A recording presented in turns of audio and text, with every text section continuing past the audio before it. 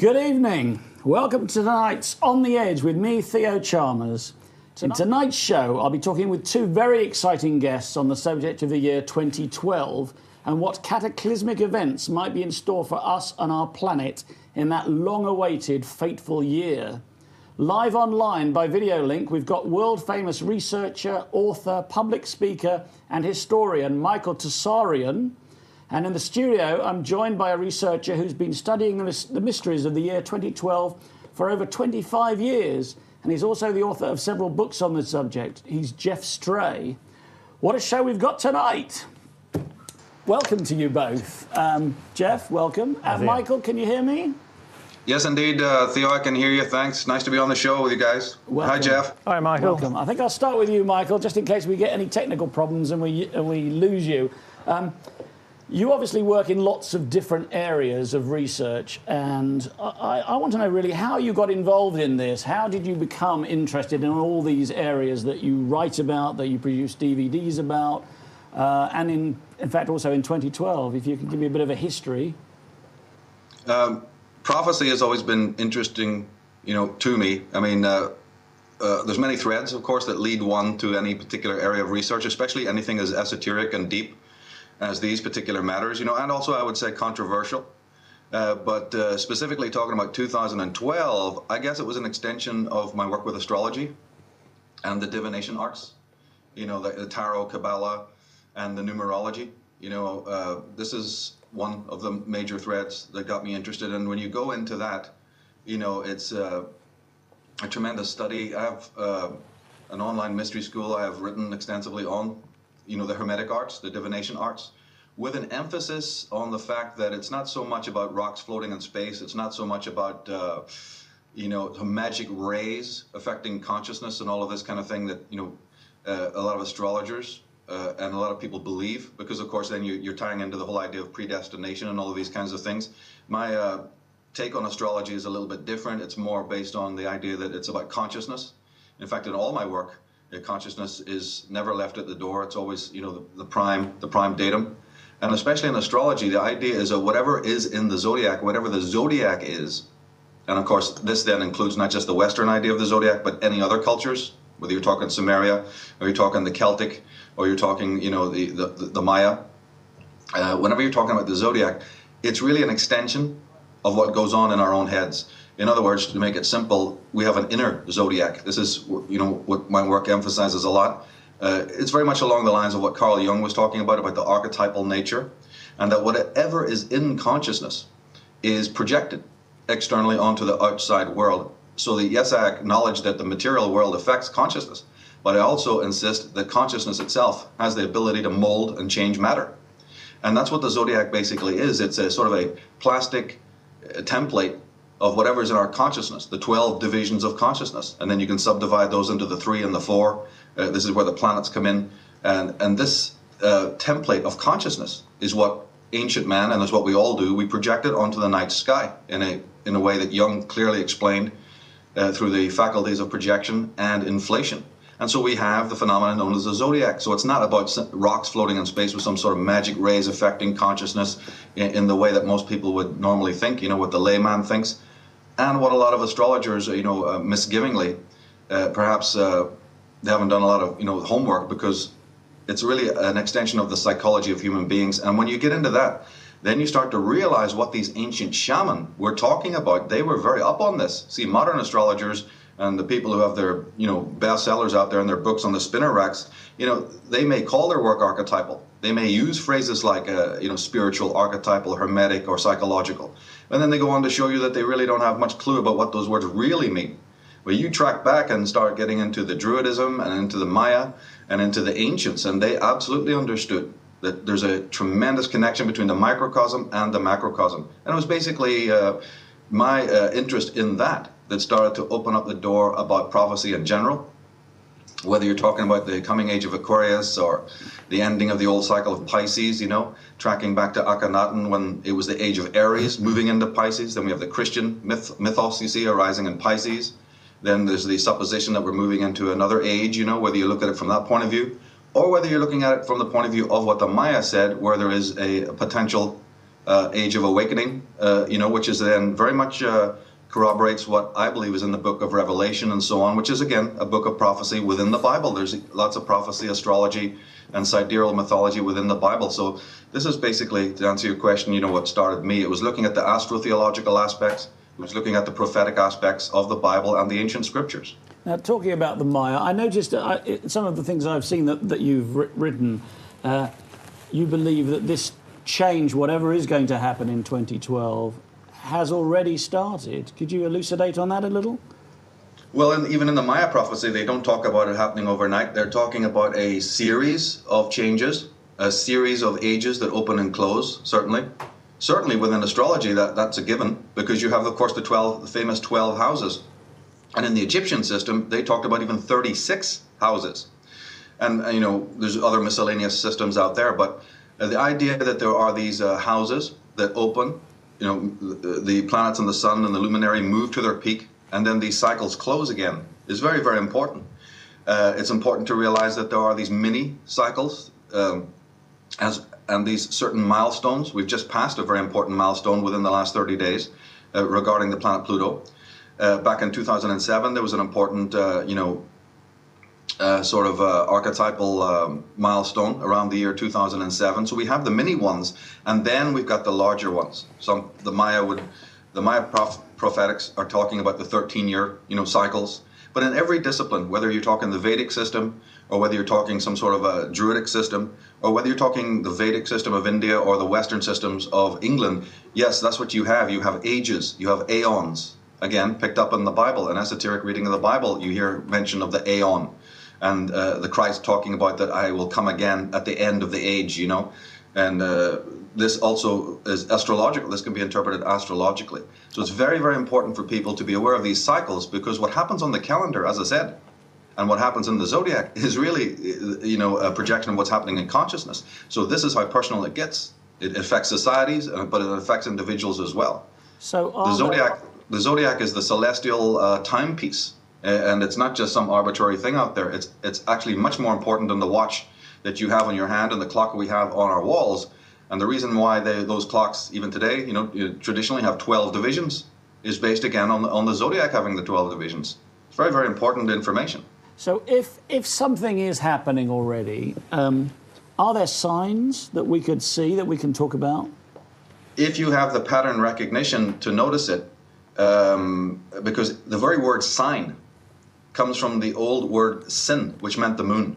So even when you talk about, hey, I've just had a sign, and the way that they would even use the word omen. If you go back and track back into what appears to be the folk legends and the fairy folk tales, and even the etymology, the words that we use, you're dealing with the moon, you're dealing with the luminaries, you're dealing with the sun. And my goodness, look at religion. A lot of my work emphasizes the solar aspects and also the Saturnian aspects and the stellar aspects of religion.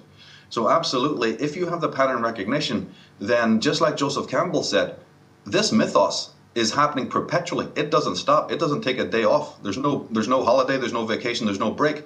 It's happening perpetually. But we have the mind forged manacles, that William Blake spoke of. We are the ones who have the blinkers on. We're just, infatuated with our own sense perceptions and our narcissistic stuff. So obviously, it goes unseen, but it's there morning, noon, and night. Absolutely, that mythos, that magic is there for those who, study, for those who get into this esoteric information, and for those who have the passion to see these intimations. Absolutely. Okay, I'm going to bring in Jeff in a moment, but before I do, I've got a question for you that has been texted in from Paul in Warrington, and he says, wasn't the Bible based on astrology itself based on the Egyptians' beliefs? Yes, it was. Paul is absolutely up to speed there, because, of course, it's not that you just have one interpretation of any scripture, but yes, the Bible, and remember that goes for the Apocrypha, that goes for other scriptures, including the Quran, that goes for the Torah, the Old Testament, and it goes for the Gnostic Gospels, it goes for the Essene Gospels, it goes for any, as I said, the book of Revelation, which is, again, tremendous study of what that really means from an astrological and spiritual point of view. So these documents are alive with this. They're not to be read on just one dimension. They can be, but there's so much more esoteric information there.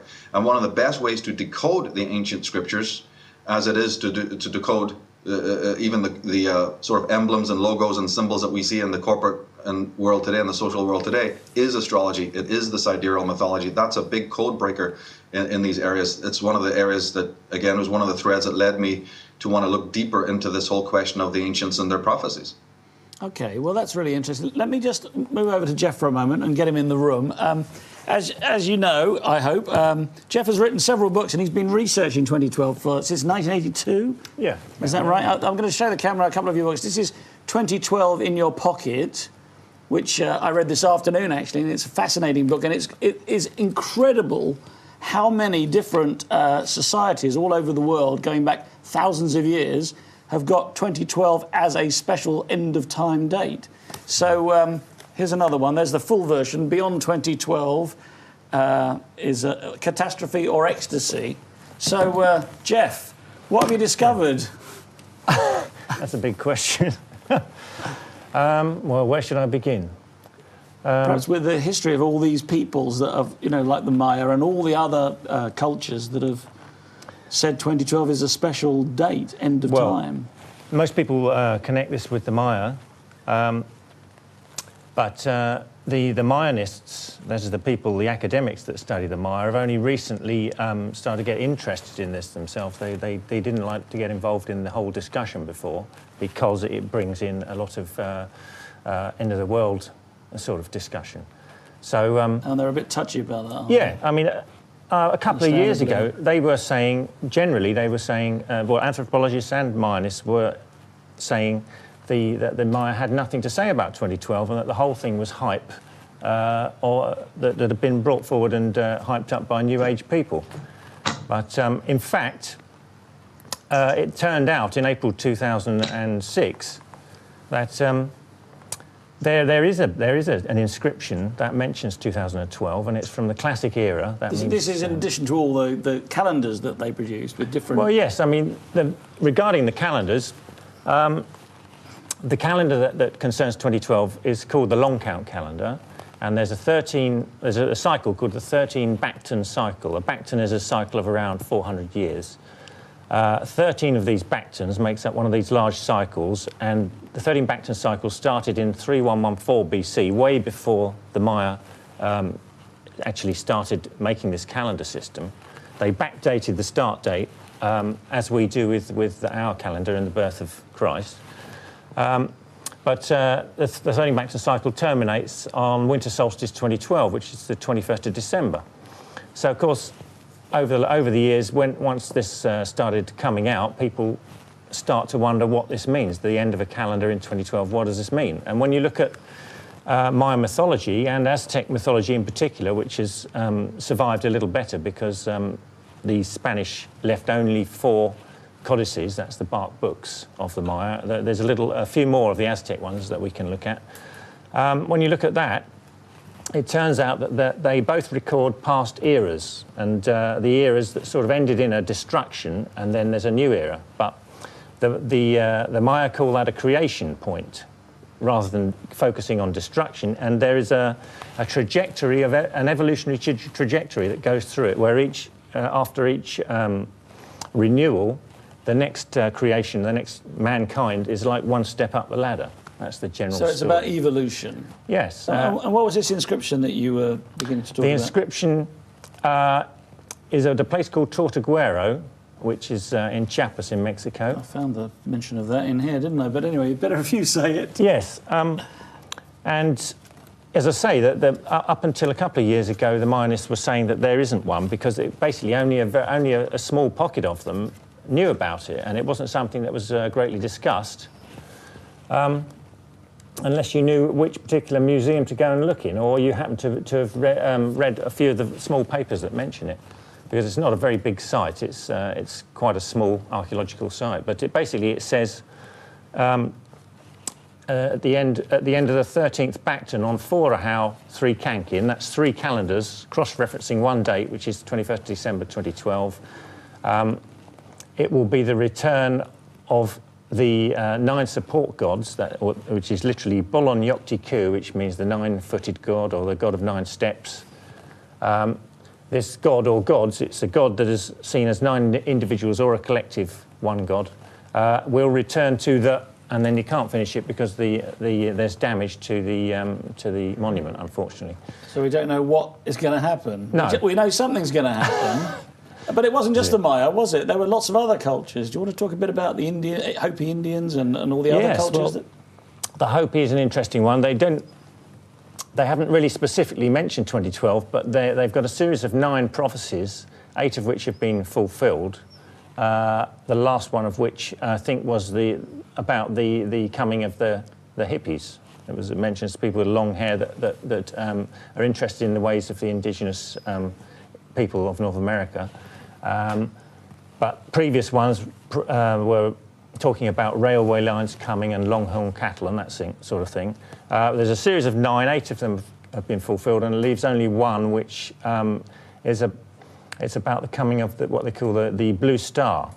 And it says, when the Blue Star Kachina dances in the plaza and takes off his mask, that will be the end of the Hopi ceremonies, and then it will be the beginning of the end of the purification period and the beginning of what they call the 5th world, because the Hopis say that we're currently in the 4th world, and before that was the 3rd world. It's similar to what the Maya and the Aztecs say. There's a series of these past eras. And it would be a different sort of consciousness, would it, in this 5th world? Yeah, they say that there's this transition point between these eras. They call it an emergence, and that it's compared to a human birth.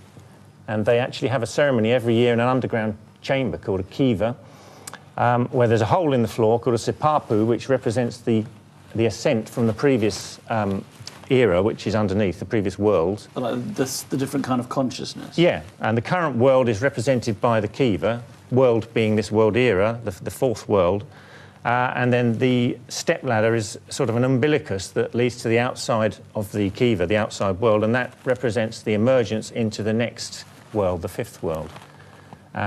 And they represent that emergence with the symbol that the Greeks used, the labyrinth symbol. Oh, right, the Minotaur. Yes, the labyrinth of the Minotaur, yes. Okay. So let me just go back to Michael for a second. Michael, this kind of change in consciousness idea that Jeff has introduced here, does that have any resonance with the studies that you've made?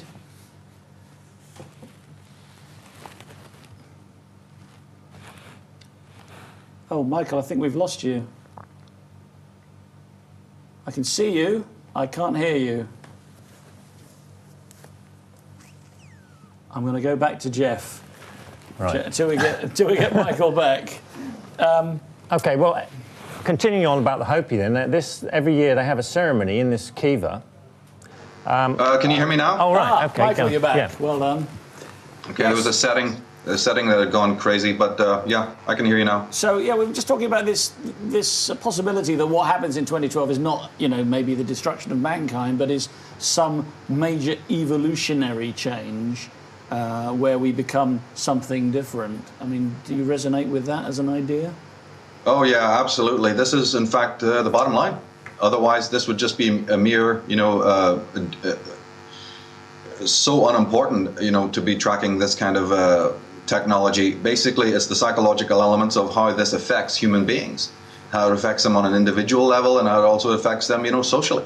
And as I said in the introduction to your first question, absolutely. In all the shamanic teachings and all of these ancient Hermetic traditions, you have this concept, not just of an individual,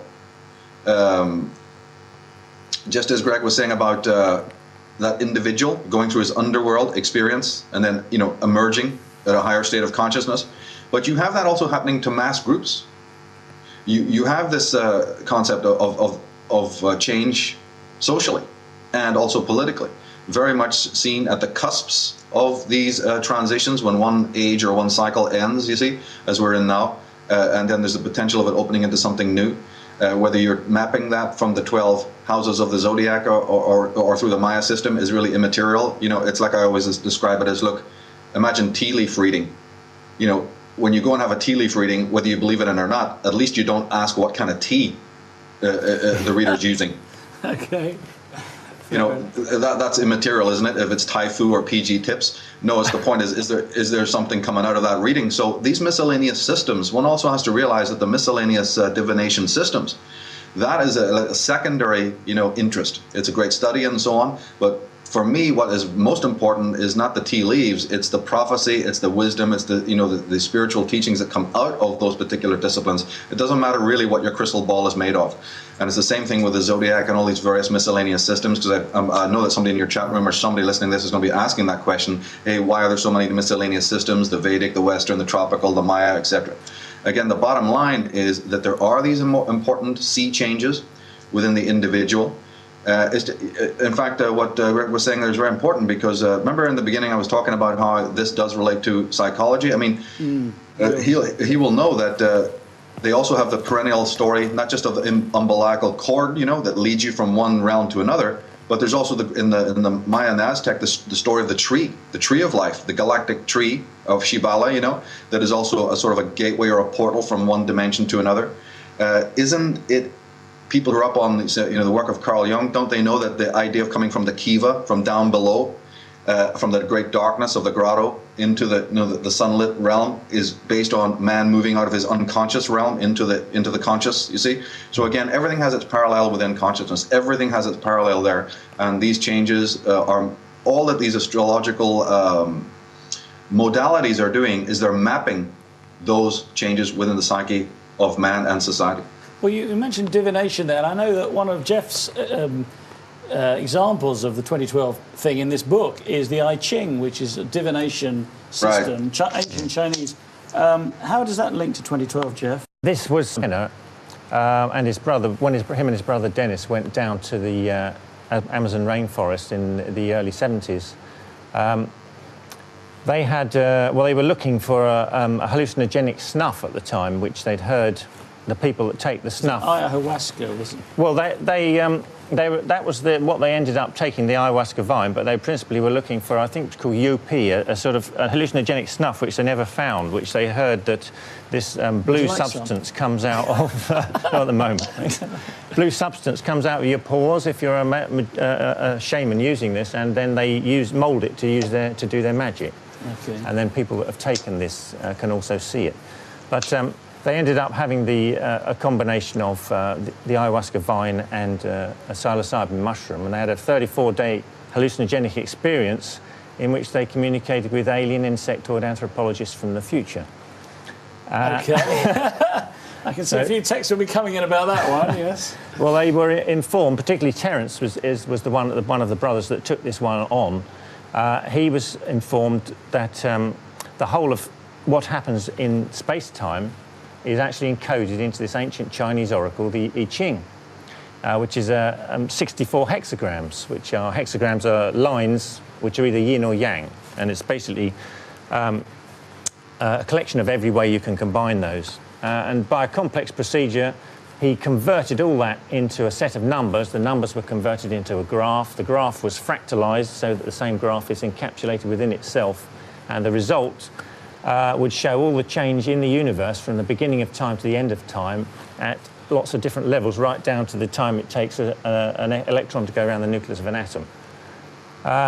So once he got the graph, he then had to correlate it to history to find out where we were on the graph. He used the explosion of a bomb at Hiroshima in 1945 as correlating to a big peak on the graph, which is called a dip into novelty. Jeff? Yeah, so once he got this fractalized wave, and the novelty hits the baseline at the end of the wave, and then he'd correlated the big peak on the wave to the explosion of the Hiroshima bomb, which was... They were looking for a place to start it, were they? Well, to correlate into history, because they got the wave which starts at the beginning of time and goes all through right up to today, but they knew we were just somewhere in the last bit. So they had to find a massive event that they could correlate to, with a novelty event, something that had not happened before, to correlate to a big spike on the graph. And they weren't trying to link it to the Mayan calendar, I take it? No, they didn't know anything about the Mayan calendar at the time the first book came out. So they wanted this novel event, and they decided that Hiroshima... Yeah, so they which, of course, was pretty novel, I suppose, wasn't it? Presumably a major explosion of a nuclear device hadn't happened over a populated city on Earth before. I mean, some people might argue that, I don't know.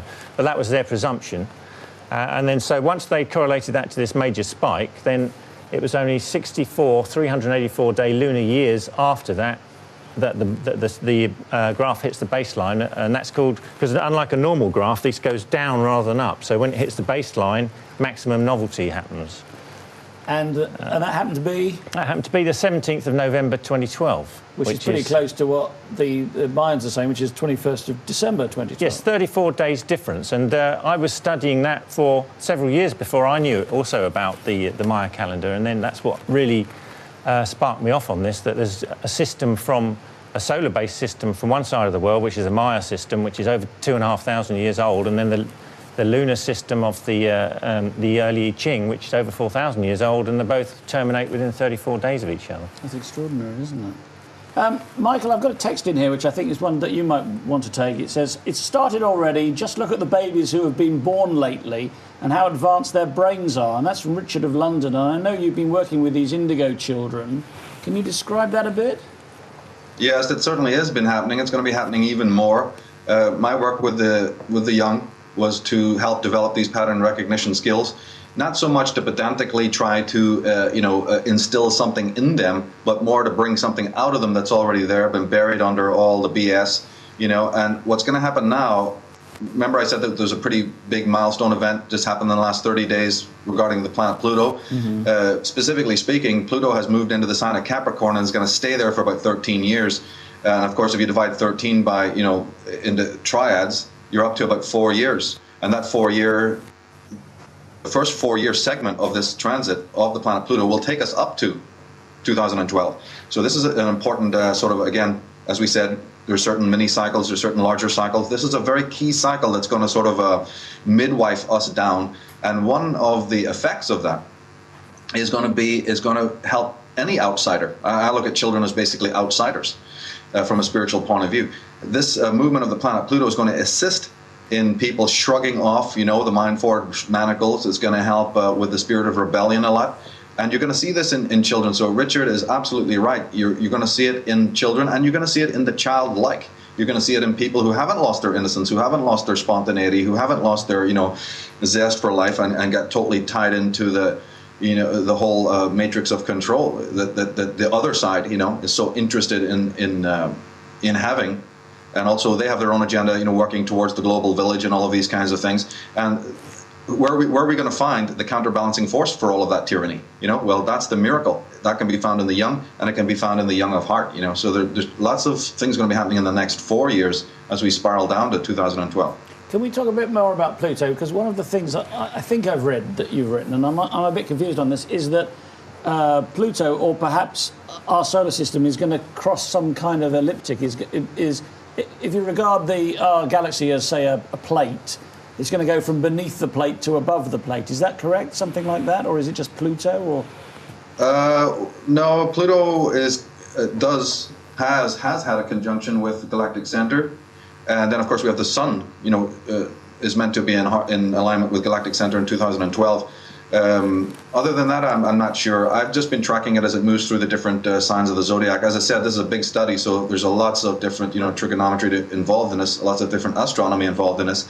I always approach it from an archetypal point of view that Pluto is very connected to Shiva in the Hindu Trinity, once you get into the symbolism of it. And since Shiva was the third part of the Hindu Trinity, or the Vedic Trinity, or the Aryan Trinity of the East, that equivalates to the Western Trinity aspect is the Holy Spirit. So what we're seeing now, if you want to use Christian parlance, is that you're seeing the movement of what has been described as the Holy Spirit. Maybe not as a Christian would understand it, granted, but nevertheless, symbolically speaking, from a Gnostic point of view, from an esoteric point of view, we have the Spirit, what I would call the Holy Spirit moving, acting at this particular age. And some people are going to have to get with that, because that is also going to be quite challenging for people who are, as I said, lost in the lie, not able to make the changes, not able to get with the new paradigm that is being demanded of us by that higher intelligence. I've got another question here. How does sacred geometry link in with the astrological systems you're talking about? This is from Gary from Hull. Well, briefly, it's a huge subject there. You're talking about yourself. How my work focuses on sacred geometry is how the elites, how the various oligarchs and aristocrats have aligned their own buildings, their own temples, their own lodges, their own cities, if it comes to that, with constellations and with important events, luminaries, because we've been talking here about astrology, we've been talking about events that happen up in the sky. We have to also understand that just like in the ancient days when the Druids built the stone circles and the Maya constructed their great pyramids and all of this, well, you see, that kind of thing has not gone away. Today what is happening is sacred geometry is still being used. I wouldn't necessarily call it totally a malign reasoning, but let's just face the fact that the Knights Templars and the aristocrats of the world have made great use of this. There's documented evidence of this, that they have used the patterns of the heavens, right? Even to the laying out of Washington, D.C. and of Paris and so on. There's something going on here with the sacred geometry, with the understanding, not just of, like what I said earlier, about the psychic and the physical having a connection, but the terrestrial, right? And the sidereal having a connection. So the ancients know this. This is where they built their clock towers, with the clocks so high up you can't read the time. But what's that symbolically mean? Is time from heaven coming to earth? The design of certain plazas and certain squares over cities, the friezes that we find on a lot of civic buildings. You see, there's a whole astrological symbolism being used here to bring the so-called sidereal reality to earth, to the terrestrial, and it's rooted in this whole idea of the connection that is understood by the elites of the world, that there is a connection between the psychic and the physical. Well, talking of the elites of the world, and there's a question here from John. I think this is Northern Ireland, one of your, perhaps from where you're from, Michael. He says, how aware are the hierarchy of the things the guests are discussing? I would say, of course, super aware. Was it Josh you said his name was? No, John. John in Northern Ireland. John needs to take a walk, around even Belfast with educated eyes.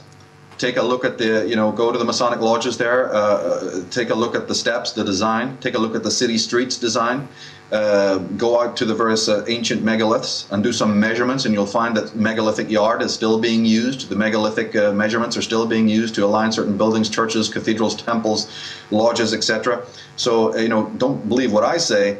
Take your dog for a walk one day and take your thinking cap along with you, and just check out the amazing designs in the churches and cathedrals, and get into this whole idea of the placement of a lot of these buildings. I've gone onto this in the Irish Origins DVD about the placement of certain churches near certain sacred sites of the ancient world. They know a lot about it. That's a whole study in itself. It's fascinating. Okay, here's a really good question, and I'll put this to Jeff. It says, do Michael and Jeff see indications in the ancients' forecast that we will have more close encounters from off-planet sources? I'm not sure who that's from, because it gets cut off at the end there, because the long texts, you send in a long text, we don't see the end of it, so keep them short, please. So, Jeff, what do you think? Well, I mentioned the Tortuguero prophecy earlier. That said it's a prophecy of the return of the 9 gods. Whether those gods are from beyond or not can be discussed. I mean, the god of the 9 steps, also called 9-dog tree, or there's various other translations of that. They don't actually know that much about this little group of gods, but they know a bit more about another group of 9 gods who were called the Bolontiku rather than Bolonyoktiku, and those were the 9 gods of the underworld. So it's a bit confusing when you actually look into who these 9 gods were. It's very interesting, the 9 gods of the underworld, because they actually include one of the major gods in one of the versions of who these included. It includes Zamna, who is one of the major gods you would expect to be in the 13 heaven gods, but he was actually in the 9 underworld gods. Well, Jim from Perth is asking, what is your take on the planet Nibiru? Is it for real? Does it pose a threat? Is that alien visitation? Is there a giant planet in a big elliptical orbit about to approach Earth? All the information I've looked on this seems to originate from Zechariah Sitchin, and his interpretation of a certain cylinder seal is where most of it comes from. Michael may have his own version of this, but there's another guy who's studied. There's not very many people who can read cuneiform script. There's another guy, O'Brien is his name. I've seen that website that criticises Sitchin. Oh yes, sitchiniswrong.com. Yes, I have seen that. Well, Michael, what's your take on that? What about Nibiru? Are we in for a big elliptical orbit planet coming back and causing havoc? It's not something I buy into. The reasons are many and varied. The reason would be the same as most of my critiques of Sitchin, and I'm not saying that I'm totally against everything he's saying. He's done some amazing work, but one of the overarching criticisms that I have with his work, and it goes with the question, it answers the question, is that, you see, his work is not as corroborated by other traditions and mythos. So he may be genuinely reading and studying what is in the Sumerian record.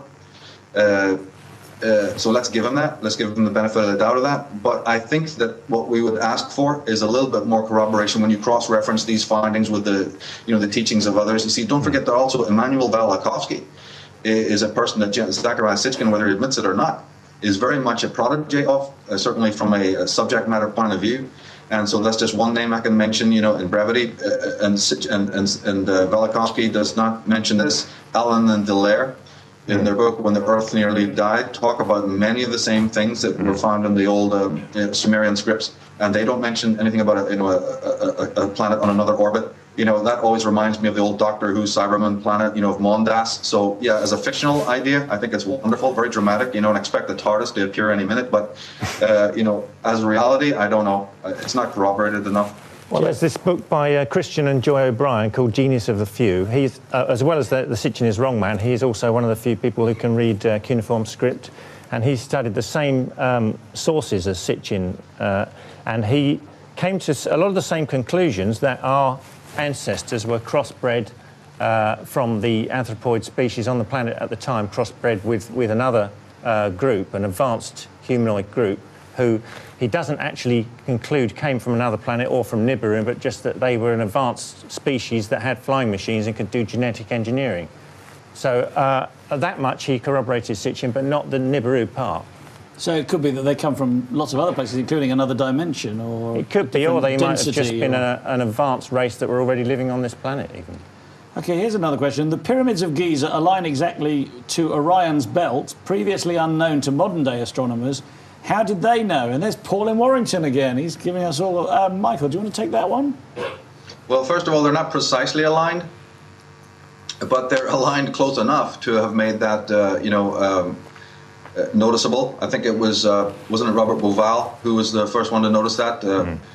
Again, like I said, I'm a bit tired, so I may get some of these references wrong here, but absolutely, of course, the geometry. I mean, earlier you had a chat. You had a question about the sacred geometry.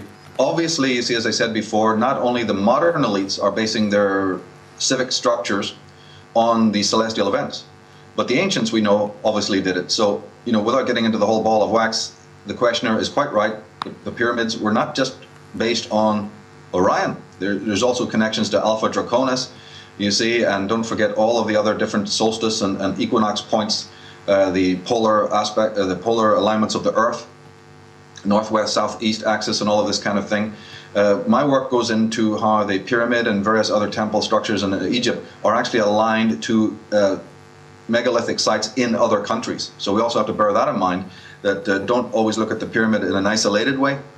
Don't look at any ancient structure or monument in an isolated way. Start thinking in the geometry of this geosphere. Start thinking in terms of the sacred geometry, sacred geometrical links that actually link up one ancient site to another in a kind of this dot-to-dot, way, right? A grid reaching all around the world. Now, of course, it's going to be compromised because a lot of these ancient sites have been destroyed by farmers and by other interested parties.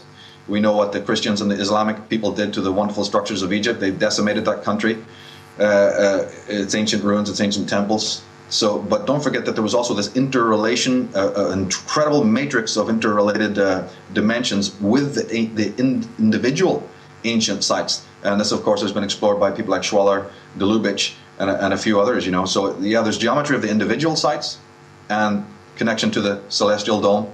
And then there's an interrelated connectivity between all of these different temple sites throughout the entire world. Is it your belief that these temples were sited where they are not necessarily for ritual reasons, but to provide clues to future generations and to provide a guide? Do you think that's the case? Yes, I do. And this also ties back into astrology, because I believe that the pyramid happened to have been constructed at exactly diametrically the opposite sign that we're in now. Jeff will corroborate the fact that if we're in the age of Pisces, then if you look across the zodiac, you see what, right? The age of Virgo. And it looks like that in my reading of the construction of the pyramid, not the Sphinx, let's leave that aside. I think it might have been an earlier structure. But the pyramid itself looks like it was created somewhere in the age of Leo or the age of Virgo, each age lasting approximately 2,000 years. And so the entire plan, the whole, and there was more pyramids, by the way, on the Giza plateau. So there is a certain specular dynamics going on even across time.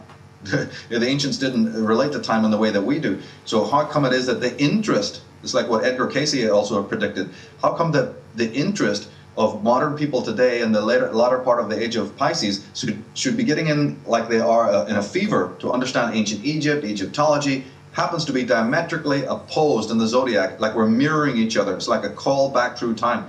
And I would actually go so far as to say that the ancients predicted this. The ancients, when they constructed these things, as your question implies, knew that their descendants would fall into a dark age, would fall into into war, would fall low spiritually, and then would start again to question. And I do believe that they built some of their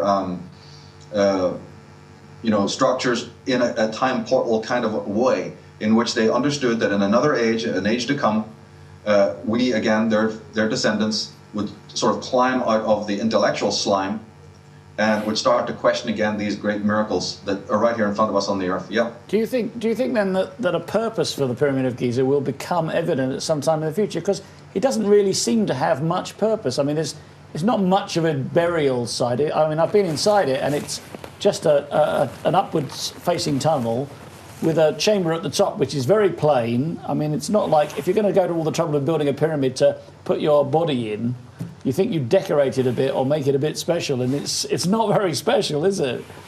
Until you understand what it was for. But even leaving that aside, absolutely, I think it is important because, you see, let's just say that because it is so, based on geometry, and it has these phi and pi ratios there, because it is a marker that shows you that the ancients were interested in astrology and they did map the heavens. That alone is interesting, you see, because then that alone could lead, as it has led, other people to look at an individual meaning for themselves, and more importantly, that the ancients had a tremendously different understanding of consciousness and also the world. So the pyramid stands there as a kind of an altar to meaning. It's not in itself going to issue a meaning. It's a way, a portal, and it's almost like a mandala. In fact, very much it's like a mandala, because even mandalas use the 3-4 template in a one-dimensional way. If you look at a mandala, just like if you look at a Knights of Malta cross from above, you'll find that these mandalas all incorporate the 3-4 geometry. I can see so the pyramid, if anything, is a geometrical sort of mandala, a window into possibilities. It has its own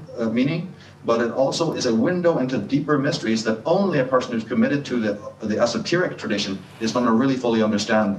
In other words, the impure person, the person who's not able to get with that, is obviously not going to understand what it means or any other aspect connected to it. It will just be a mystery. That'll be me then. I can see Jeff wants to pick up on this point. Yeah, there is some evidence that the pyramids were for, at least one of their purposes was for initiation, and by that I mean having an out-of-body experience. There's been quite a few people who've actually had out-of-body experiences in the King's Chamber. Paul Bruton was quite a famous one who wrote a detailed account about it, which is pretty spectacular what happened to him. And he was, when he came out of his body in there, he was met by Egyptian priests who took him through the wall into another space. Wow. But there's been other people. I mean, Napoleon's spent the night in there and came out ashen-faced and wouldn't discuss it with anybody. Really? And the evidence really is from the Pyramid of Unas, which has got inscriptions, hieroglyphics inside. And they've decoded those, and it is about somebody who is using that while they're still alive. According to these inscriptions, it wasn't mainly to be used after death, but to be used while alive in order to facilitate an out-of-body trip, and then it describes going on this trip and then coming back to the body afterwards.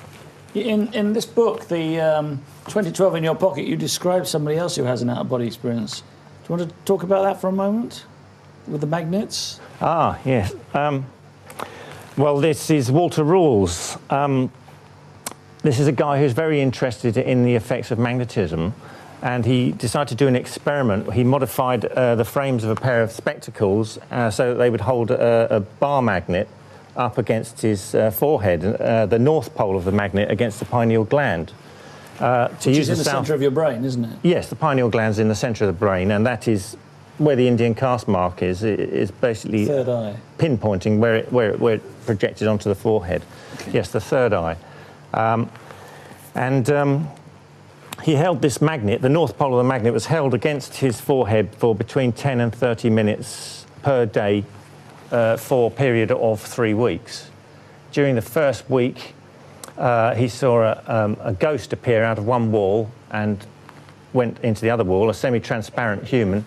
And during the second week, he recognised the same ghost, this time a bit more solid looking, come through one wall and go through the other, but just before it went through the other wall, it turned round and looked him in the eye, just before disappearing.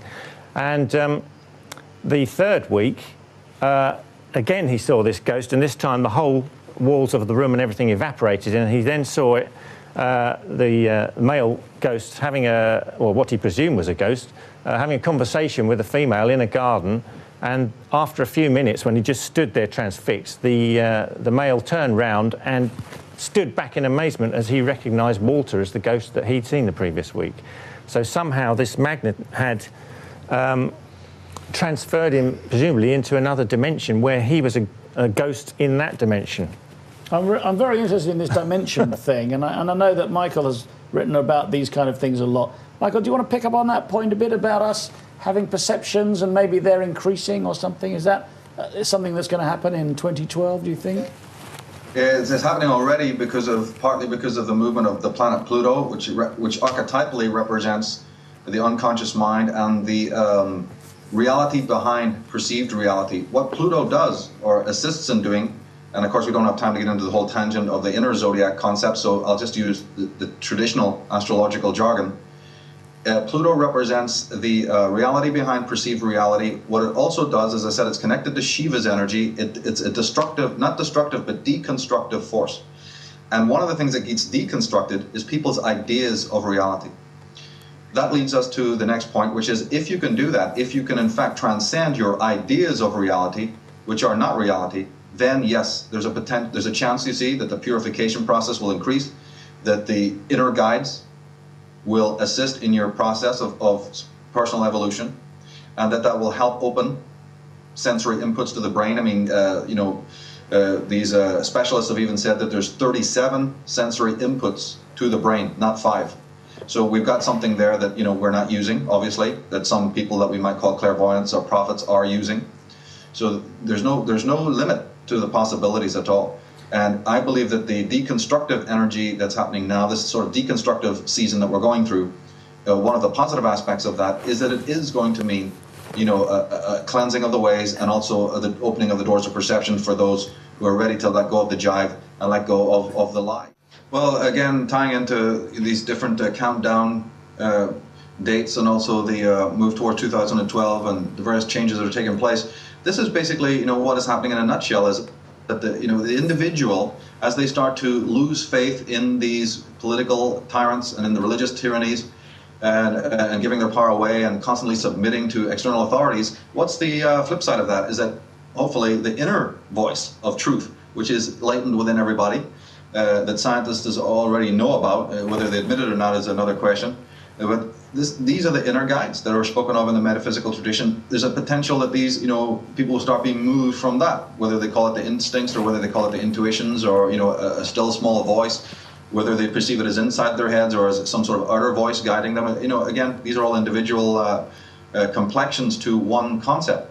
Of course, then we have another group of people who are going to be deeply threatened by the approach of that truth or that light, just in exactly the same way that people, balk and so cover their eyes when a physical light, a bright light, is put in them. So this is what we're dealing with now. We're in a part where the paths divide somewhat into the people who just can't get a handle on what's going on and want to stay with the old status quo, the old rotten status quo, and that's inevitable. And then we have other people, you see, who can get with this gig and who respond better to this. And even though they see these things that are happening that one group of people might think is very negative, very threatening, very challenging, another group can see the same changes as needed as adventurous. You know, it's all about how you relate to it. It's all about, like I said, Joseph Campbell said, you know, find your bliss, find the still point, attached to nothing, let go. It's okay to have a winter season, you know, and both from the I Ching point of view, both from these different calendrical point of views, both from the astrological point of view, as a cycle or an aeon or an age comes to a close, that's what you have. You have a purgation cycle. In alchemy, it's known as putrefactio, you know, mortificatio. It's the return to the earth. It's the a sort of a you know, like Odin hanging on the tree. It's a sort of a willful sacrifice of all that you are and all that you believe, so that something greater, you know, will emerge from that. That was the message of the pharaohs. That was the message, as one of your earlier questioners were talking about, that is in the Bible if you actually read it with intelligent eyes and not prejudicial, biased eyes. If you read all the scriptures, they're talking about this. Enoch, the very first words of Enoch is him being visited by his guides. One of the oldest books in the world. You know, they may talk about those, or they may have translated those texts into saying angelos, you know, or the messengers, or whatever term. But ultimately, you see, the prophet, the man of wisdom, is always protected. He's always under the wings of protection of his own guide. This is the Holy Spirit. This is the selfhood that is now, I believe, starting to awaken in the world. You know, it's been threatening for a lot of people, but it's going to be very, very, you know, good news for a lot of people who've been on this path for a long time.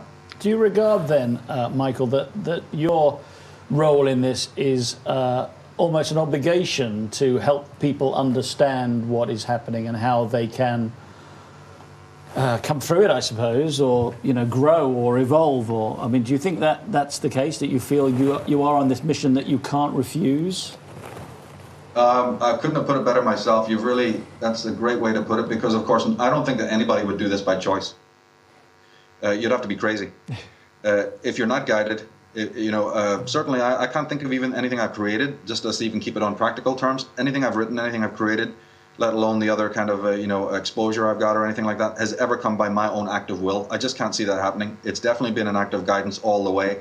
And therefore, you see, what I'm doing is not just an altruistic movement. It's because this is part of my own spiritual, you know, understanding. I'm doing what I am guided to do. That just happens to bring me into the public eye to be doing what I'm doing. But it's not an act of, you know, will or egotism that's saying, oh, I just woke up one day and I think I'm going to do this. My life was guided in a million one fascinating ways to get to, you know, where I am and what I'm doing right now. So yeah, the guides have been very, very, you know, present in my life in that respect. Absolutely. Well, talking about guidance, I must mention your DVD, which is just out, I believe, and it's called Architects of Control, and the subtitle is Mass Control and the Future of Mankind. Can you just tell us a little bit about that? Yeah, it came out about 30 days ago. We worked on it for about a year. It's a 2-disc set. So there's 2 discs in there. It's about 2 point something, almost 3 hours long. That is program 1, Mass Control, the Future of Mankind, because it's a series that we're doing with the Palmgren brothers of Red Ice Creations in Sweden. And it's a tremendous project. We're totally thrilled by the responses of, you know, people who've seen this one. And it basically started as an homage to both Ezra Pound, the great poet, and to Jim Keith, the great researcher in America, who's one of the first people to expose, you know, Project Monarch and MK Ultra and Dr. Delgado and these tyrants in white coats, you know, who've committed so much disaster throughout the world. And it moves then from that point of introducing the work of Jim Keith into my own theories of the war on consciousness and the psychic dictatorship that's happening all throughout the world, you know, and goes into that and then ends. The second disc is more a look at the psychology of where man is going, so that, and we make the point very strongly in the DVD, if I may say so, that Henrik and I, you know, we're not people who are just pointing fingers at a certain them over the hill, you know, a certain them behind the lodge door. We're pointing that out. We're assisting in people to research that particular kind of tyranny, but we're also exploring the idea of what is it in man's consciousness that makes him servile. You know, because somebody might be selling you something rotten, but why are you paying for it?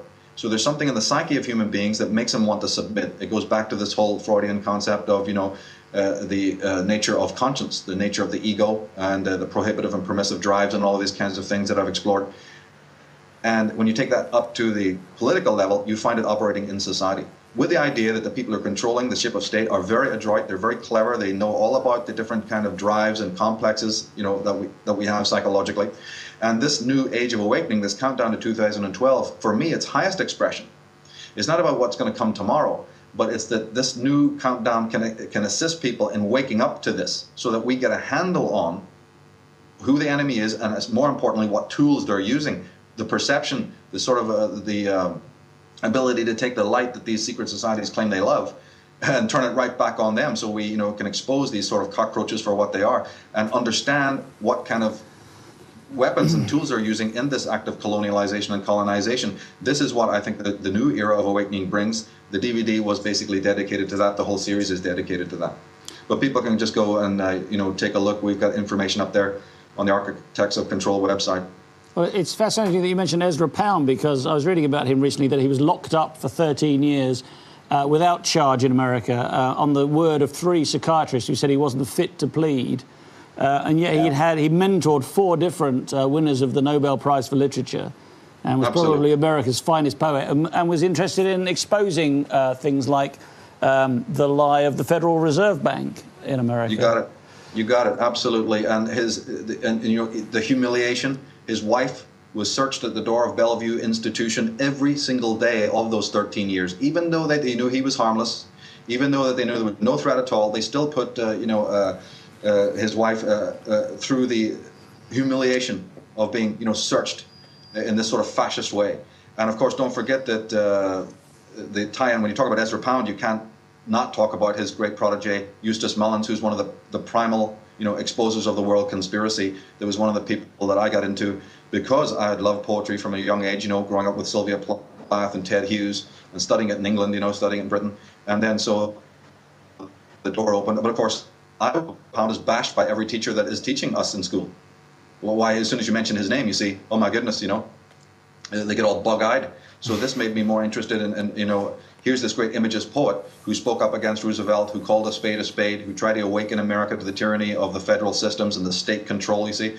And to me, it was fell in love with this guy, So unfortunately, we didn't do as much justice to these people in that DVD as I would like, but at least we got a chance to, to introduce, other people to the works of these great legends. My work very much focuses on these, the greats of the past, so that we don't forget about them and we don't let their graves be untended, OK, I've got a question here from Ian in North Wales. He says, is this possibly why the Illuminati are so quickly trying to control the majority, maybe in fear of what it might mean for them?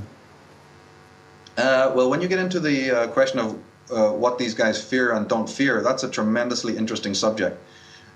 They do not fear a horde of misinformed, uneloquent individuals. So let's not think that a bunch of placard wavers with very, very thin grasp of who they are and what weapons they're using, they're not in fear of that at all. What they are in fear of is a small, intelligent group of people who are up to speed on who they are and the kind of devices and designs that they use. And so this then is the problem. So I would say that they are armed up, to be making sure that these great teachers like the Ezra Pounds of the world are suppressed, that their work does not get out. I mean, that goes right across the board, even into technology with Raymond Royal Rife and Wilhelm Reich and Nikola Tesla and people like that. So, yeah, absolutely, there's a certain fear there. There is a certain fear there. Jeff wants to come in here. Yeah, I just wondered if Michael heard this story that there's one of the triads, the Chinese triads, that they've basically given a death threat to all the Illuminati. They've got a list of all their names. Have you heard anything like that? Yeah, but I thought that it was just another bunch of disinformation. I find it highly unlikely, since I believe personally that every single one of the terrorist organizations and these secret bodies are controlled from a central source. I mean, that's not to say that they don't have dynastic rivalries. But, I would take stuff like that with a pinch of salt. I don't think the triads would stand a chance if they came up against the Illuminati. That would be a lovely wrestling match to watch.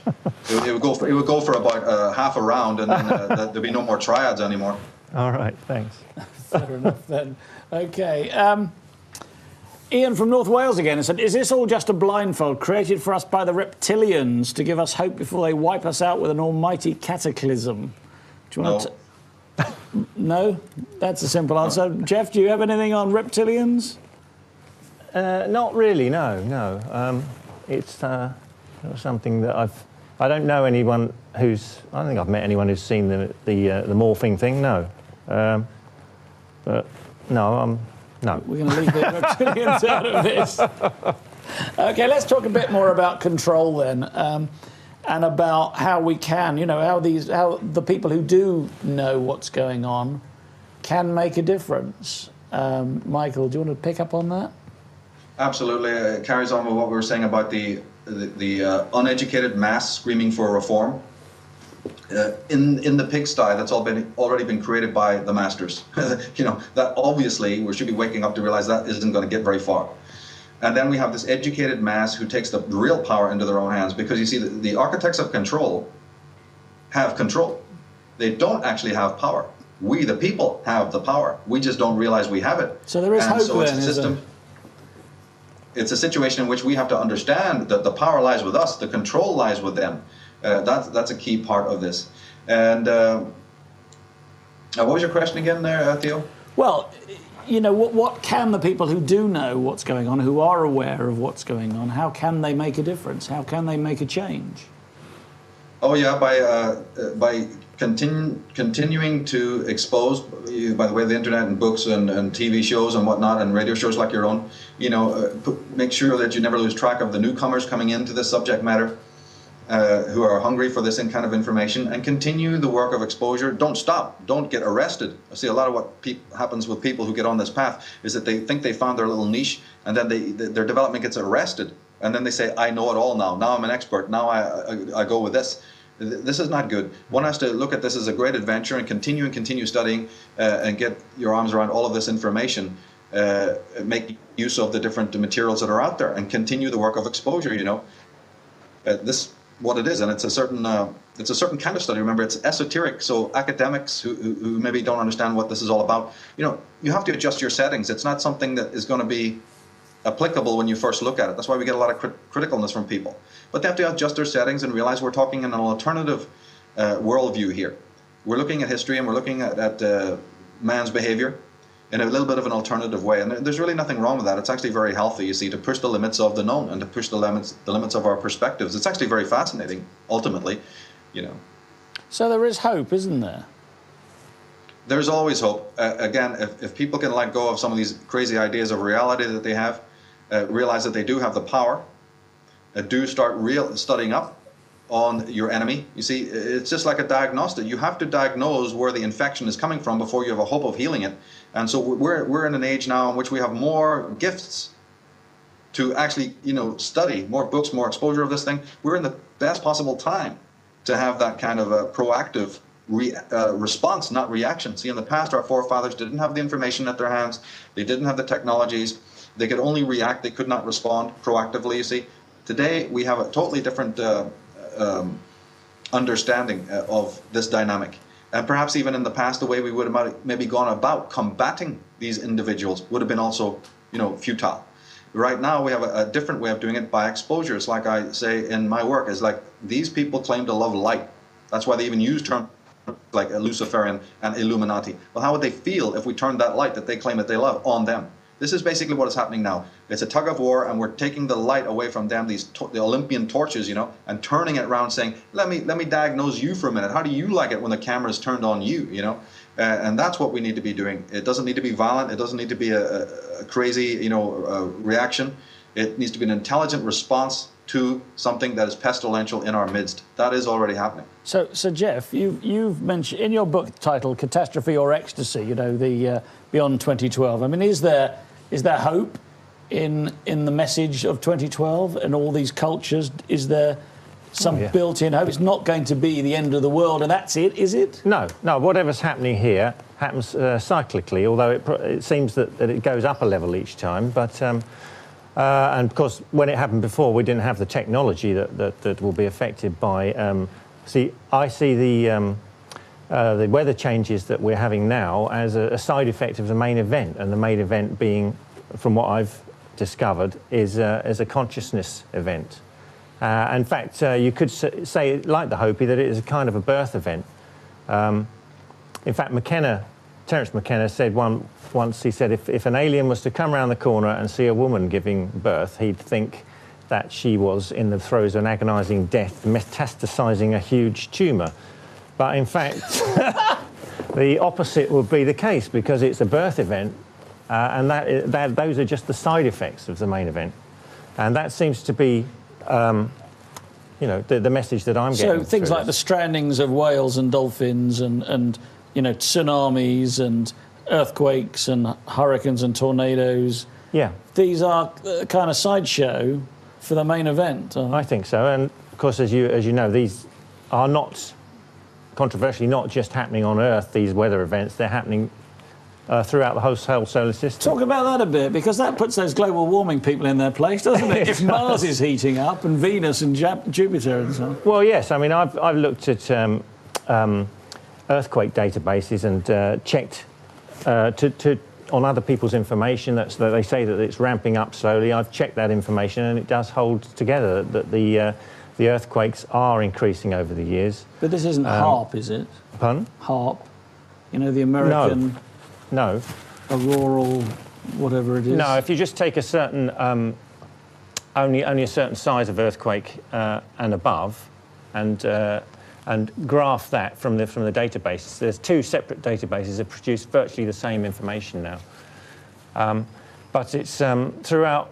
They found on all the planets in the solar system, they are going through atmospheric and magnetic changes as well as the Earth, because they also say that the Earth is, in fact, in the beginnings of a magnetic reversal at the moment. The poles are accelerating towards reversal, and the general background field is lowering, and there's outbreaks of reverse field. All these three things have been modelled in the laboratory as being parts of magnetic reversal. So we've had that before, haven't we? It's in the record, in the geologic record, that the North Pole was the South Pole, and vice versa several times in the past. Yeah, and if you average that out, we're well past due for that to happen again. But what does that mean? I mean, I don't know where the North Pole is sitting here. I mean, I don't go, oh, I can feel it from that direction. I mean, does it make a big difference? Do birds stop migrating? I mean, well, probably about 2,000 years ago, before we had all the interfering fields of electronic devices, and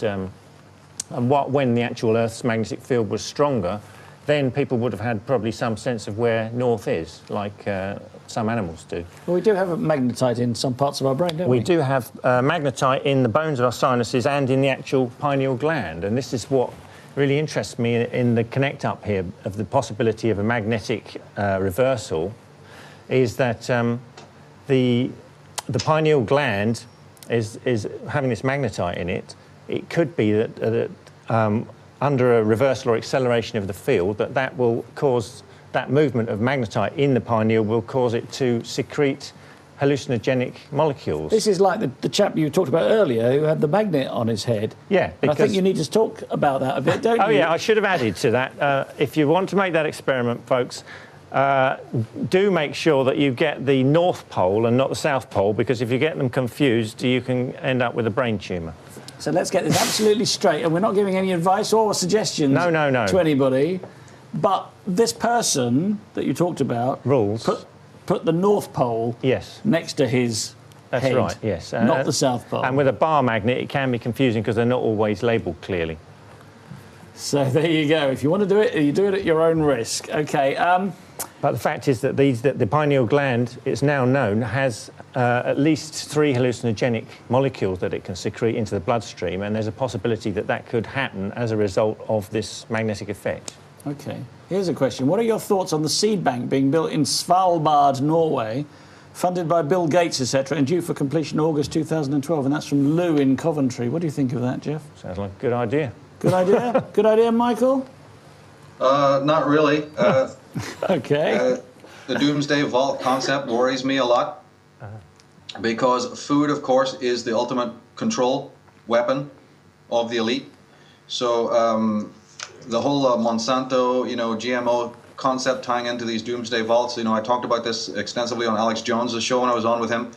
Very, very sinister, as far as I'm concerned. The DVD series we're doing is about artificiality, both in consciousness and also in the world. And man's penchant, you see, for messing with nature and making everything artificial. So is there something about our cities, our societies that are becoming more and more artificial, like some sort of, Quatermass type experiment in which in the end we'll be living in completely enclosed, sanitized, air-conditioned, super lit, super fluorescent lit, cities in which even the food is under control? Is this where we're heading? We've got some alarming stuff, because remember, as I said earlier on, not everyone in society, I mean, it's ludicrous to imagine that everyone in society is going to get with the new kind of, spirit that is awakening.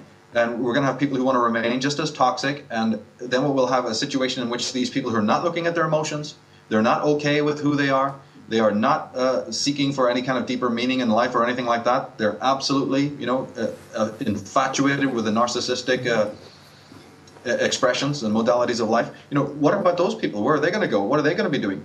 Are these the people who are going to be running headlong to the pharmaceutical industries saying, help me, give me the happy drug?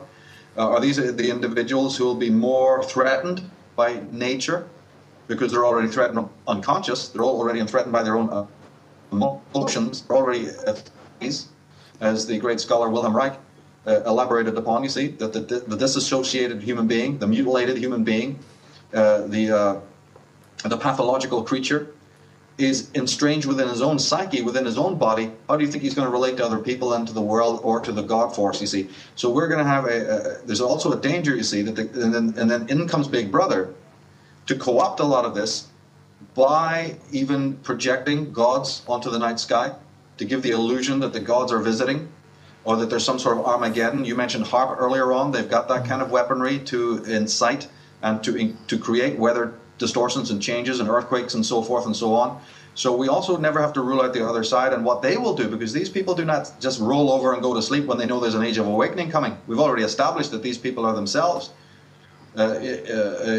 sorcerers. They're magi in their own right. They have incredible amount of people who know what's going on. So they don't just sit there and let it happen.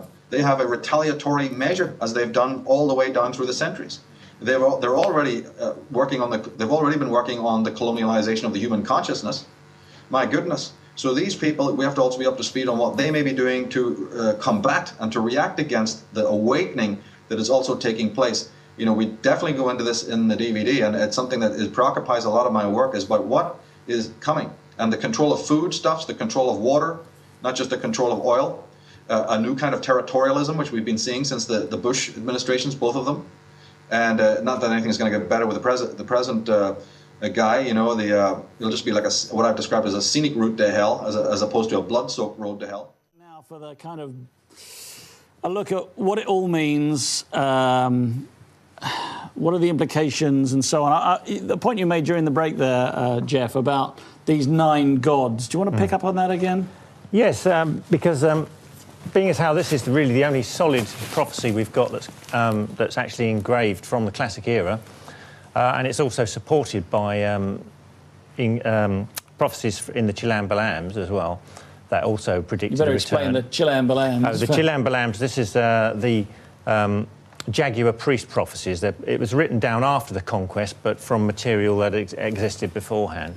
Okay. In there are prophecies that also speak of the return of the 9. And there was actually a reason for interpreting that as about the 13 Bacton cycle rather than as about the 13 Ketun cycle, which is the later calendar that was being used at the time it was written down. So without going into the detail, it's quite a convincing reason that the prophecies were retained from earlier times and reapplied to the shorter calendar. So in other words, they are about 2012 and the return of these 9.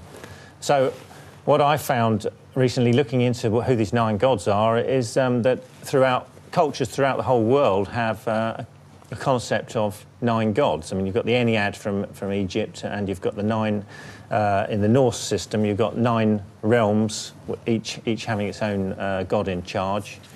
And very often there is an association with the underworld. And in the Grail mythology, centred around, one of the myths centred around Glastonbury.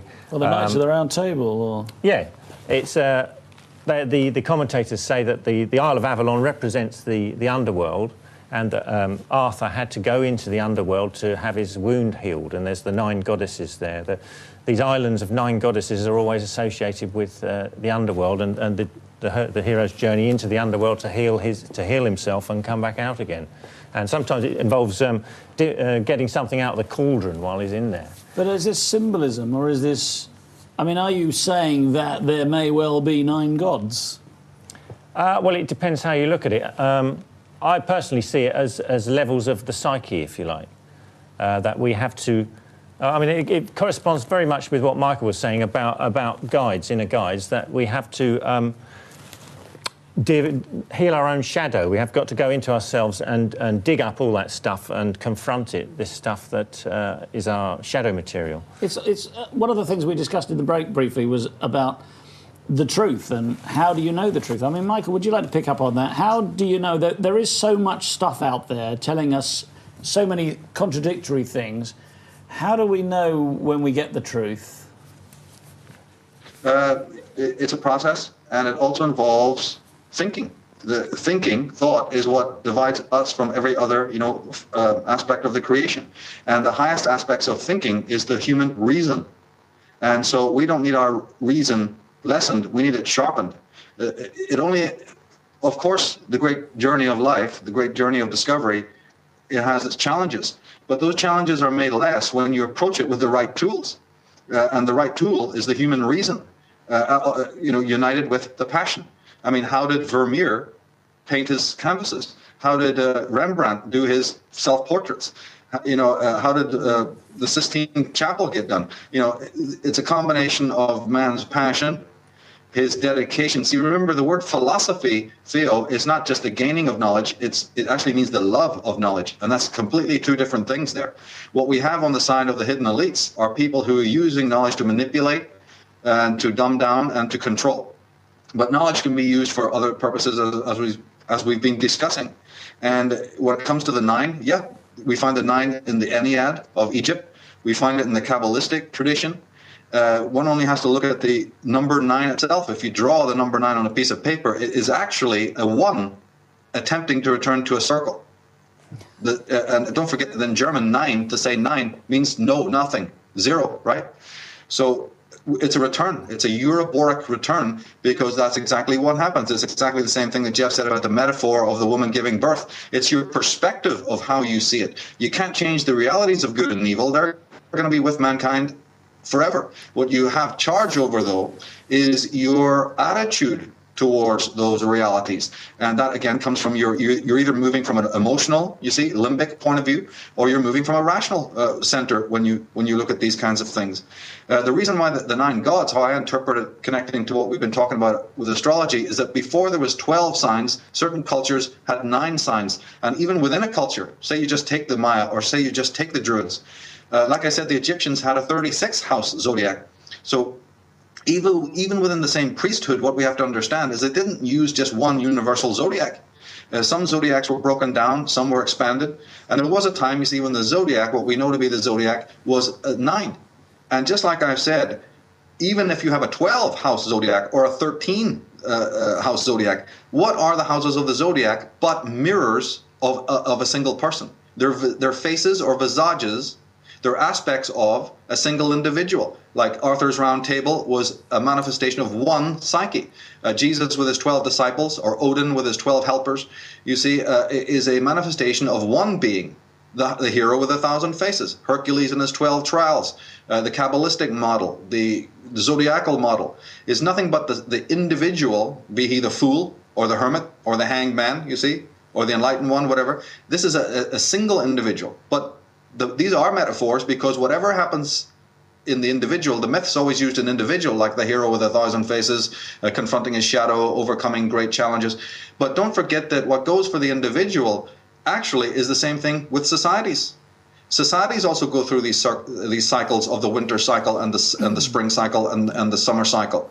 Civilizations go through it. This is the key thing that I think underlines everything we've been talking about, that these metaphors are in mythology that were written down in ancient times, are the story of the consciousness of men, which exists within the individual on a private level, but is also articulated to the And it's also, by the way, articulated the planet. I love that anecdote earlier where you were talking about the natural disasters and the fauna, the death of the fauna. You see the whales and the porpoises and all of this kind of thing. All of this is connected because, as Wilhelm Reich showed, there is a connection between what goes on in your head, what goes on in your thinking, and what goes on in the world, even affecting climate and even affecting the geosphere. And these teachings, these mysteries, you see, are still only, again, we're starting to get back in touch with what these really mean. Jeff was talking about the transformative experiences people have near the pyramid, which is nothing, as I said, except a mandala in limestone or in granite. These external temples, wherever they are, sacred, holy places, are merely replicas, simulacras of what man is going through within his own temple, you see. So the idea is to put the focus again back on consciousness. You have the Chilambalam, where the priests are dressed in the jaguar. They use the jaguar symbolism. Doesn't that connect with the priests of Egypt who wore the panther skins? Doesn't that connect with how Jesus was called Joshua ben Pantera? And you'll always see the pharaohs and the high priests dressed, again, very similarly in a jaguar pelt or a panther pelt. You see, the cult of the priest, the cult of the one who understood that it's about personal purification. That individual is then qualified, sanitized enough, sane enough to work with the energies of the earth, to work with the energies of nature, and hopefully then to go on and lead his fellow man to a greater sense of stability and selfhood. But the leaders we've got right now are misleaders. They're the most toxic of the bunch. And we have to be very aware, as I said before the break, about what their strategies are to keep man in that servitude. Or maybe they want to replace the chains of, if you're coming from the Bertrand Russell school, maybe they want to take away the chains of iron and replace them with chains of gold. Throw us a few more pillows in our cell. And most people, as you can see around in the world, are quite happy to accept that. I'm not happy to accept that. Imprisonment of any kind, psychic or other, is not right. And just because they've given us chains of gold and a servitude, with a smile, they're making us smiling depressives, a tyranny without tears, it does not satisfy me. And so my work, is very much to make people not happy with injustice and not happy with the things that are going on, and to make them realize that they have the power to effect incredible change, not through reaction, but through response, healthy, powerful, empowered response. Well, Shakespeare wrote that there's a tide in the affairs of man, which you've taken up the flood, etc. And from what you're saying, there is kind of an unstoppable tide, isn't there? And it's a question really of whether you're sitting in the boat when it comes, because people like you and Jeff have brought consciousness to those people, or you're not, or you're going to drown. I mean, do you think that's largely it? It's unstoppable. Whatever change is happening is unstoppable. It's just a question of being aware enough that you can be sitting in the boat. Do you think that's right? But once a person is, first of all, introduced to their own sacredness, which I believe it was what yoga, magic, mysticism, you see, metaphysics was really meant to do.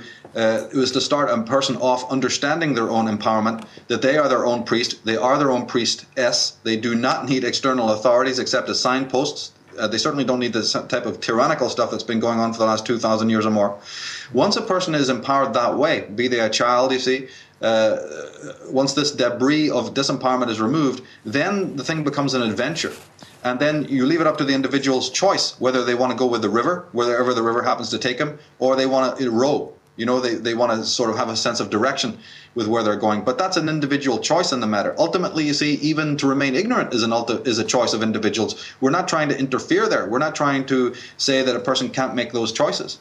But we're trying to show them the world as clearly as we can so that they can make those choices. But if people want to choose to remain, fixated and in a toxic state, they don't want to discover, what the mysteries are. That's absolutely their own choice, and you can't interfere with that level of choice. Unfortunately, all you can do is work on yourself, and then see what happens later on with if you're guided to do something different. Well, I've got a question here, and it says, I don't know who it's from. It doesn't say the name. It says, where and what will you be doing at the winter solstice 2012? I think I'll ask you both that. Let's start with you, Michael. Oh, that's impossible to say. First of all, I'm a person who can't even think 5 minutes ahead.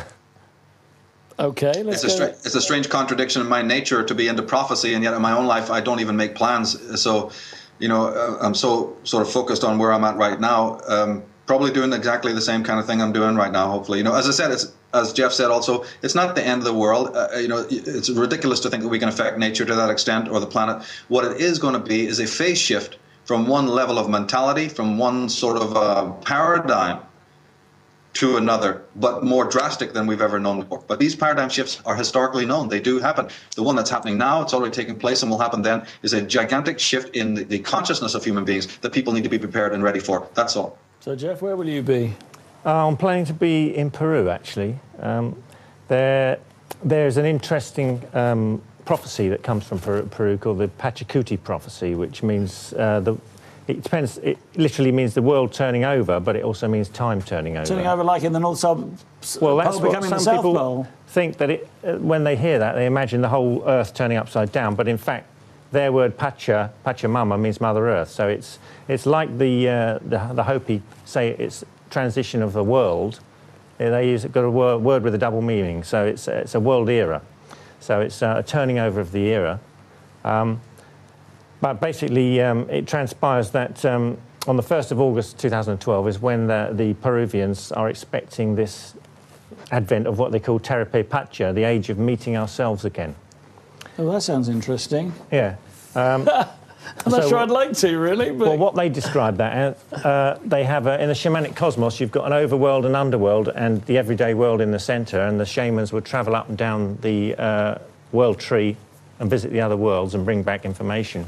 They say that the overworld and the underworld are going to converge on the everyday world, so our perceptions will broaden their horizons beyond the normal boundaries. So there's another prophecy that goes with that every year they have this festival up on a mountain called the Snow Star Festival, Mount Alzangate it's called. Where's that near? For people who might want to be there on 2012. Well, it's somewhere in the Andes. I'm going to find out exactly where. But the saying goes that out of this festival around that time will come the first 5th level priest. I mean, up till now, there's only been 4 levels of initiation among the Quero Indians. And the first priest will then go to a little town called Urcos and meet the second priest, and then they'll go on a predesignated route, picking up 5 male and 5 female priests and priestesses who will then meet at the temple of Rakshi and have a ceremony, and out of that ceremony will come the first 2 6th level priests, and they will be the first humans of the next evolutionary level who have a visible shining aura. So I'd just love to witness that. Oh, I bet you would. Actually, I'm just going to tell everybody, if you want to buy one of Jeff's books, they're all available, or at least some of them are available, on the edgemediatv.com website. And Michael Tassarian's latest DVD, Architects of Control, Mass Control and the Future of Mankind, is available from the website architectsofcontrol.com. And I think there are probably links there to other websites for Michael as well. So we've got 9 minutes and 20 seconds left of the programme. What I want, I guess, to do now is to ask you both what's the upside and what's the downside of where we are now. Let's start with you, Jeff. What's the upside, what's the downside? Have I put you on the spot? Oh, yes. Well, I don't know. Could you rephrase it? All right. Well, it's clear there's some hope. Yeah. But there's also threats. How do they balance each other out, do you think? Well, yeah, I've looked at this from an overview. I haven't got, like most people, have got a particular angle on this, and I'm quite fluid in the information I'm taking on board. That I don't have to edit anything to make it fit into any particular angle. So I don't think we can actually say clearly exactly what is going to happen because there's not enough information. The information is still coming in. Well, we've still got a few years, haven't we, before 2012? Not many, but, you know, it's getting close. Part of my job, as I've seen it, is to save people a lot of time in barking up the wrong tree and going down dead ends and sort out where people have done a lot of research but based it on poor information. So that saves people a lot of time. So it's really a group effort for everybody to try and find out what's going on. And there are a hell of a lot of 2012 books coming out now at the rate of about 8 a month, I think, at the moment. But very few have done 25 years of research. No, that's true. A lot of them pulled together the stuff that you've pulled together. It is quite an extraordinary body of work. A lot of them are fictional or don't say a lot that's new, actually. Yeah, there's 1 or 2 good ones in the pipeline. But Okay. yes, I think but there's a lot of room for optimism. That's what it is overall. If you look at this overall, most of the catastrophe theories that are going around are actually based on bad information. The one. So those people who were saying that 96% of the Earth's population will be wiped out, Yes, there's not largely based by on, design of those in power. The trouble is, people are always trying to read their Sunday school teachings on the Book of Revelation into this, and so they automatically assume when you mention anything like this that you're talking about total wipeout, end of the world, and they just don't hear what you have to say. That this is, it's got a lot of an evolutionary potential, and that is, really the main event. Okay, Michael, upside downside. Got 5 minutes. Well, that's a great way to put it, because I love what Jeff was saying there about the idea of reversal. All my life since I was very young, I was studying the work of William Blake, another poet, of course. And, he spoke a lot about reversal, because in his iconography of the creation, he always spoke about the supreme God, which was Albion, by the way, which is, of course, doubled up as a name for what? A name for Britain, right? Yeah. He said that in the beginning of creation, and people will be familiar with even some of the man's drawings, he said that when Albion fell from the heavenly, enlightened state, he fell head first into the creation. And his body then split into 4 different hemispheres. And this is how the material creation, came about, and that's why we have 4 hemispheres of consciousness. We have the 4 directions. But the idea being that just like the hanged man, he fell head first. And this was then the fall of God, or the fall of consciousness, and then subsequently we've got to sort of find the pieces and put it all together again, which is this process that we're doing. The zodiac is a manifestation of that, because it's really the 3 and the 4 that makes the 7 and the 12. That's how you get the zodiac. The zodiac is actually based on the foundation of 3 and 4, which is interesting, isn't it? Because it turns up in the pyramid. That's what that is. So again, we have some interesting numerology there. But the idea is that when Albion would find himself again, of course he has to split. It's just like splitting the apple. The seeds have to come out. Now you can't stick the apple back on the tree once you've plucked it. You're now honor bound to cut it, plant the seed, and the cycle of creation begins. But Blake then fast forwards and says, okay, if Albion ever should reconstitute himself, if he should find his feminine half, if he should reconcile with his shadow, you see, his iconography is very elaborate and very amazing. Then he said, of course, that Albion will be restored, but that is again another inversion, right? In which now he'll be head first again. So in the Blake's iconography, north was always south and south north, tying into this whole thing of the inverted tree of life and whatnot. And so that's what is happening right now.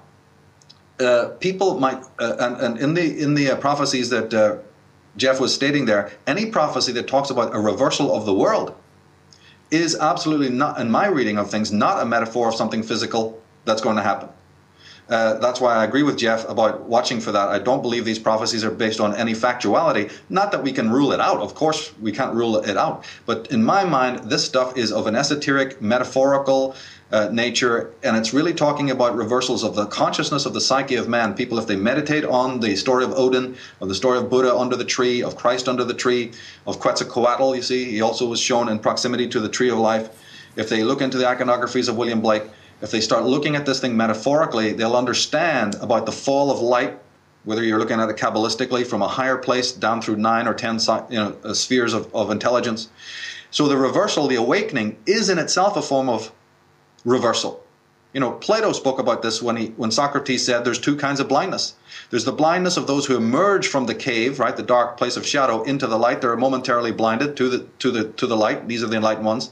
And there's the other blindness of the enlightened one, like a Socrates, who comes from the light into the darkness to save the souls of others. He is also himself blinded. The blindness is a twofold kind of blindness. And there's an incredible dynamic, incredible story in that, you see, about the kind of reversal and twisting and this idea of the yin and the yang, the nagual and the tonal. And so what we're going to be experiencing now is, in fact, a pole shift.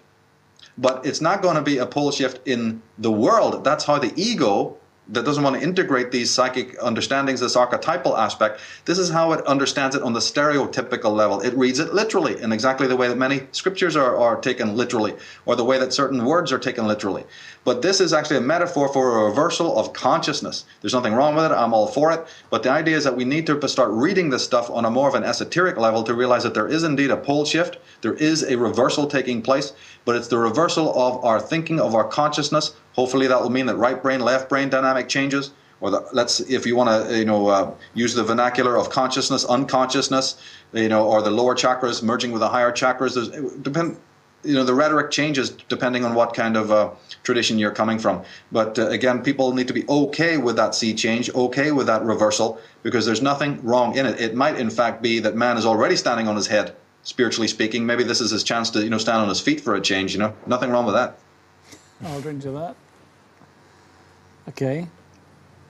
Carry on, Michael. So again, I would emphasize that people need to look into this whole concept of the inner zodiac.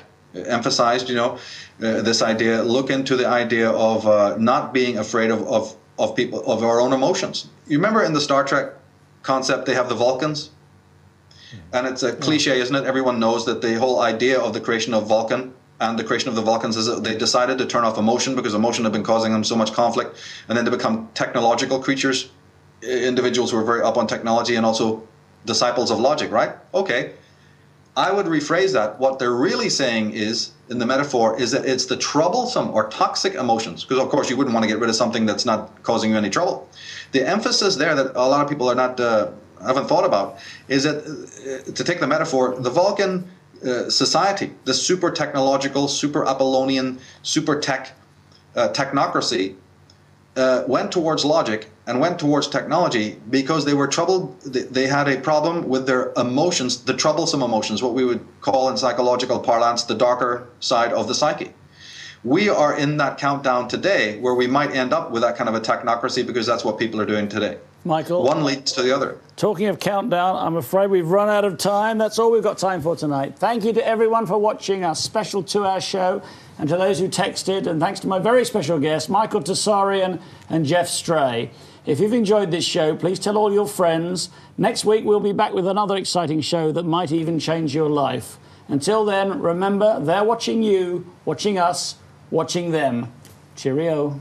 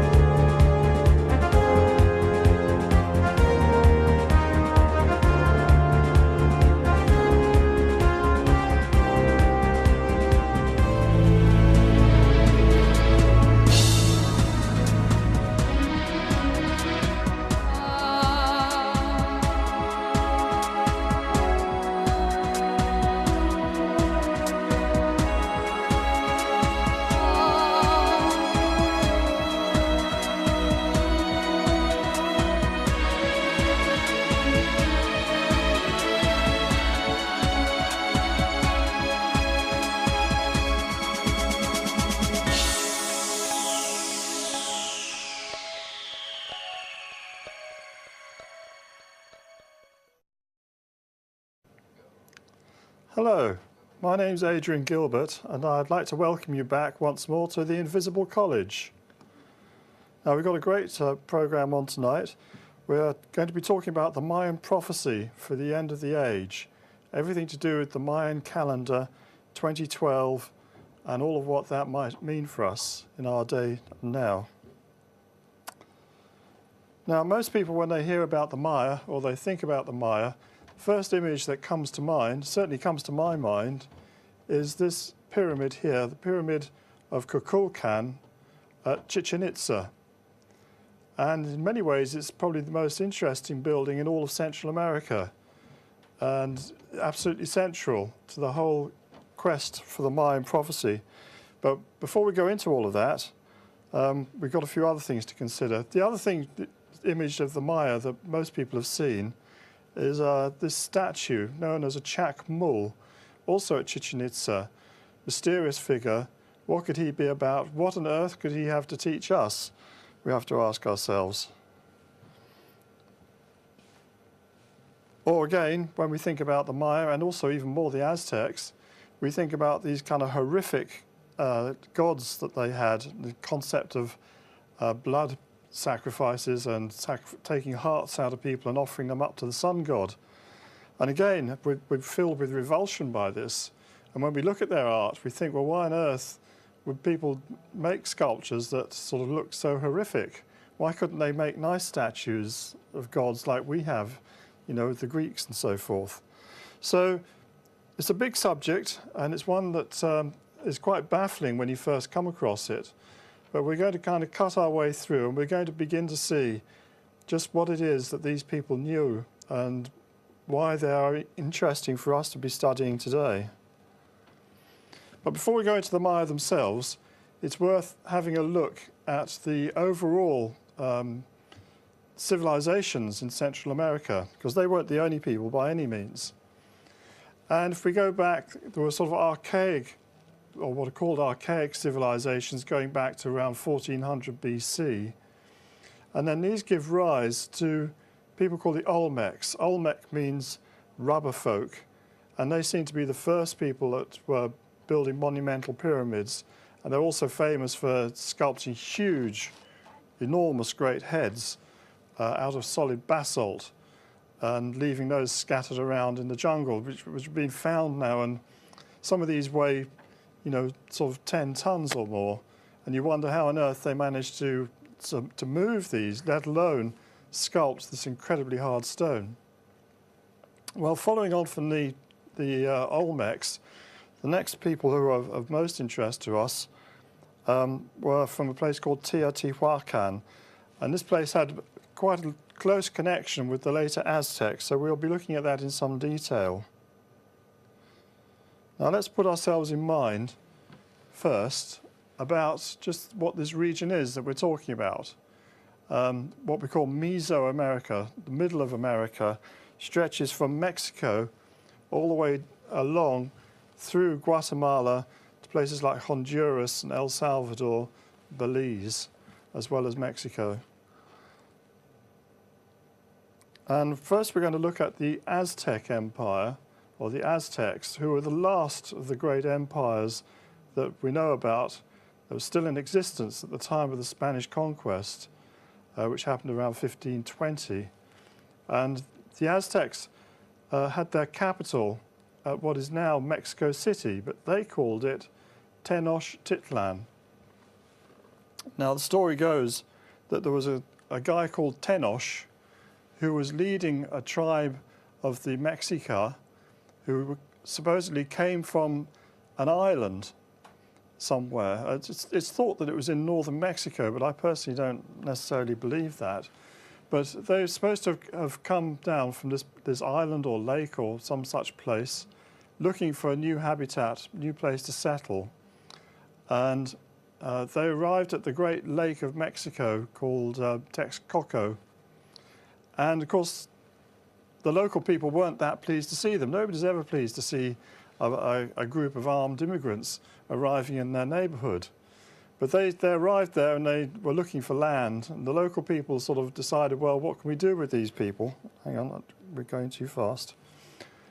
And they decided that there was an island out in the middle of Lake Texcoco. And they said to the Aztecs, look, you can have this place if you want it. You can go out into this island.